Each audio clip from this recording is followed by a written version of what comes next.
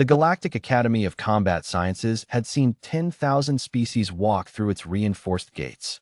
Warriors from planets with triple gravity, predators born with natural armor plating, beings who could regenerate lost limbs between breakfast and lunch. The Academy had trained them all, broken most of them, and proudly displayed their trophies in a hall that stretched half a kilometer. It had never, in 300 years of operation, trained a human. That changed the morning Sarah arrived. She walked through the gate with a duffel bag over one shoulder, a thermos of something hot in her free hand, and an expression that could only be described as relaxed. Not calm, not composed, relaxed. The way a creature is relaxed when it has genuinely stopped worrying about most things that should frighten it. Brian watched her from the observation platform above the entry courtyard. He was the senior combat instructor, a Velthari, six-limbed, with iridescent scales that shifted from blue to green depending on his mood. Right now they were shifting toward a suspicious amber. He had read her file twice, then read it a third time because he was certain the translation algorithm had made errors. Species: human. Planet of origin: Earth. Classification: Deathworld Tier 7. Tier 7. The scale only went to 10, and most spacefaring civilizations sat comfortably between 2 and 4. The Kragathi, reptilian heavy-worlders who had once conquered 6-star systems, were a Tier 5. The Velthari themselves were a Tier 4. Earth was a Tier 7. Brian descended the stairs and crossed the courtyard. Sarah looked up at him without alarm.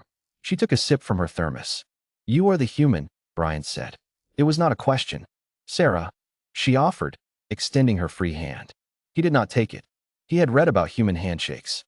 A greeting ritual that involved gripping another being's appendage. A gesture that, on a death world, likely served to test whether the other creature was friend or something that needed to be overpowered quickly. "I am Instructor Brian," he said. "I will be honest with you, human. I opposed your enrollment. The Academy is not a place for experiments. And yet here I am," Sarah said pleasantly. Brian's scales flickered orange. "The Admiralty overruled me. Politics." He said the word the way one says infection.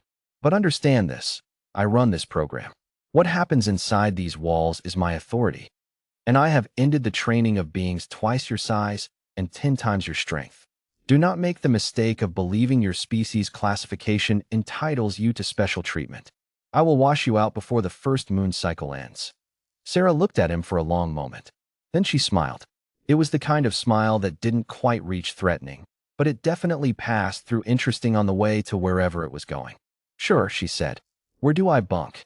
The first week was Brian's attempt to establish the natural order of things. He ran the trainees through the gauntlet, a 3-kilometer obstacle course that included magnetic disruption fields, pressurized gas corridors, and a final section called the pit, where automated combat drones hunted the trainees for exactly 90 seconds. Most species finished the gauntlet in 40 to 60 minutes. Anything under 30 was exceptional. The course record was held by a Kragathi named Voss, 22 minutes, 14 seconds, set 4 years ago. Brian kept the record displayed on a plaque at the course entrance specifically to remind new trainees of their place. Sarah finished in 19 minutes, 41 seconds. She came out of the pit with a drone component in her hand. She had apparently torn a piece off one of the automated units during the hunt sequence and handed it to the nearest technician with a polite apology for the damage. Brian stared at the scoreboard. "Beginner's luck," he announced to the assembled trainees. Sarah shrugged and returned to her thermos. The second week, Brian escalated. He moved her into the advanced sparring division, beings who had been training for months, some for years. The logic was simple. Get her beaten down early, establish her actual ceiling, and give her realistic expectations. The first sparring partner was a Davari, thick-limbed, standing nearly 2.5 meters, with natural bone protrusions along the forearms that functioned as weapons even unarmed. Experienced, confident. He had knocked out 4 trainees in his first month. The match lasted 11 seconds. Sarah moved in a way that Brian found deeply unsettling. Not fast, exactly, but efficient, with a complete absence of wasted motion. She used the Davari's own momentum, redirected twice, and ended the bout with the larger being face down on the mat and her knee placed with surgical precision on the joint where his secondary neck structure met his shoulder. She looked up at Brian from the floor. Do you want me to hold or release? Release, he said after a pause. The Davari got up slowly. He looked at Sarah with something that, in his species, passed for profound respect. After the third week, Brian called her into his office. He had spent the prior evening reviewing her file again, then pulling every academic document on human physiology he could access.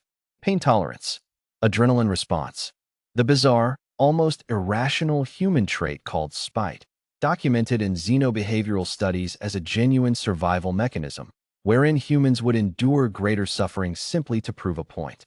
He needed to understand what he was dealing with. Sit, he said when she entered. Sarah sat, thermos in hand. I'm going to give you an assessment, Brian said. Not of your physical skills, your judgment. In 3 days, we run the Night Crucible. It is a 72-hour solo survival exercise in the wilderness sector. No equipment, no support. Previous trainees have been hospitalized. 2 did not complete it. I am required by Academy policy to ask if you have any concerns before I assign you. Sarah considered this. What's in the wilderness sector? Terrain analogous to a Class 6 hostile environment. Predators. Temperature variance between -30 and +50 over each cycle. Limited water sources that require purification. Flora with chemical defense mechanisms. He paused. We designed it to simulate conditions found on Tier 5 Deathworlds. Sarah nodded slowly. So, similar to camping in Canada, she said. Got it. No concerns. Brian's scales went fully amber. I am not certain you understand the severity. Brian.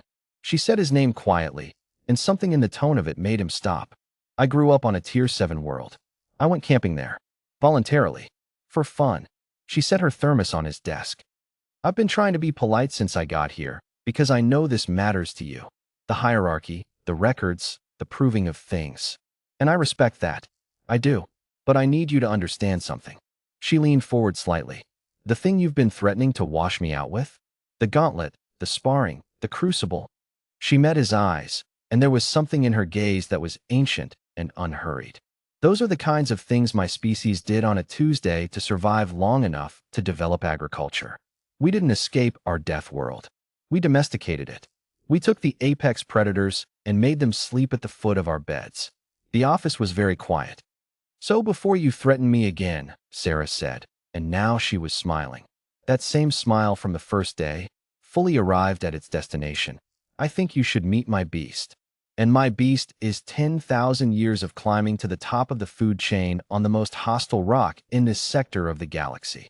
She picked up her thermos and stood. I'm not here to cause trouble. I'm here to learn from you, and I think you actually have things to teach me. But we'll get there faster if we skip the part where you decide whether I'm worth your time. She headed for the door, then stopped. The Crucible. Do I bring anything, or is pack-free really the rule? Brian looked at her for a long moment. His scales, for the first time since her arrival, shifted, slow, gradual, settling into the deep blue-green of a Velthury at rest. Pack-free, he said, but I will have medical standing by. For the predators, Sarah said. Smart. She opened the door. See you in 72 hours. She left. Brian sat alone in his office for several minutes. Then he picked up his datapad and began drafting a message to the Admiralty. Human trainee Sarah. Enrollment confirmed. Tier assessment under review. Recommend immediate curriculum expansion. Also recommend we study her extensively. He paused. Added one more line. She was right. I had things to teach. It appears she had more.